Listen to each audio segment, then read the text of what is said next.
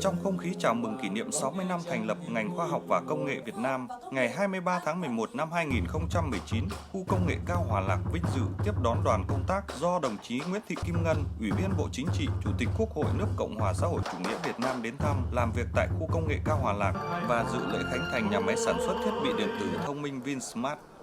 Tham gia đoàn công tác có Tổng thư ký Quốc hội, lãnh đạo Văn phòng Quốc hội, Ủy ban Khoa học, Công nghệ và Môi trường, Ủy ban Văn hóa, Giáo dục, đại diện lãnh đạo các ban, bộ, ngành trung ương, địa phương, khách quốc tế, nhà khoa học và doanh nghiệp.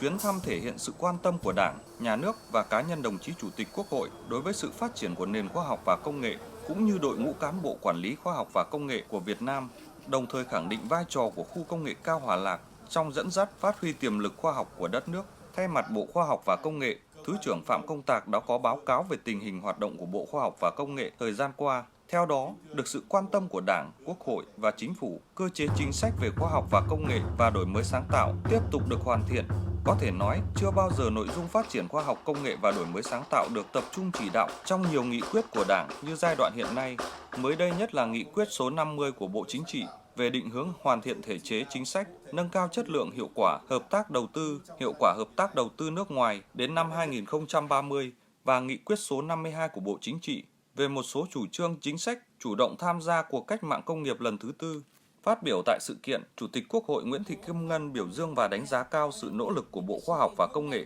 của Ban Quản lý Khu Công nghệ cao Hòa Lạc, cùng các nhà đầu tư đã có sự hợp tác chặt chẽ để giúp nơi đây trở thành môi trường ươm mầm cho sự phát triển các dự án công nghệ cao, trở thành điểm đến hấp dẫn và đáng tin cậy cho các nhà đầu tư trong nước và quốc tế. Đặc biệt, Chủ tịch Quốc hội Nguyễn Thị Kim Ngân gửi lời chúc mừng sự kiện ký thỏa thuận hợp tác chiến lược giữa khu công nghệ cao Hòa Lạc và tập đoàn Viettel.